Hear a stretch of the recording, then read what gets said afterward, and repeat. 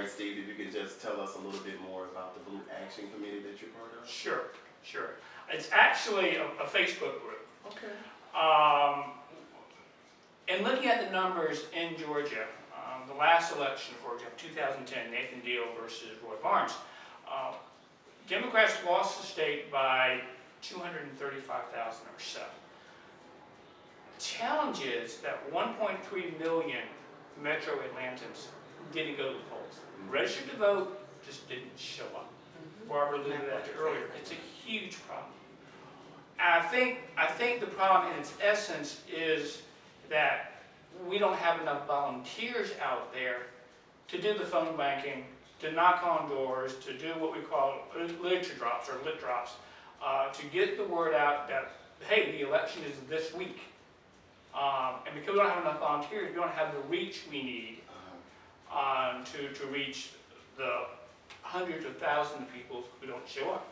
2008, DeKalb County overperformed nationally, was the highest percentage of votes for Obama of any county in the country.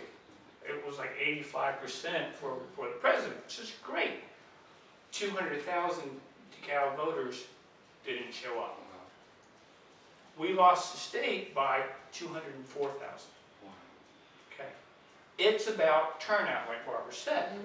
If we can find enough of a core of volunteers who will spend 5 hours making phone calls or knocking on doors or helping in the campaigns somewhere, we can close this gap. It's not that this is a blue state. It's not this is a red state. It's because, quite honestly, we're not organized enough as a party. We don't have the resources to drive the vote out that we need to drive out. So Blue Action was created about 2 weeks ago, and right now we're at 1,850 or so members. Okay. All Facebook friends and people who just kind of organic growth at this point, growing that group. But what we're doing is we're plugging these people into campaigns. Okay. All right, rather than just saying, oh, it's another Facebook group. No, that's worthless. What's important is having these people engage. I don't care if it's a state rep race or a Senate race, but whatever we can do, whenever we can plug these people in to make phone calls to say, we need you to get out and vote. Okay? The other thing that we're doing, and we've got to spend some time next week doing this, is we want to see better coordination between SCLC, People's Agenda, Rainbow Push. All of these groups are making phone calls, but there's not the coordination that's necessary. Okay.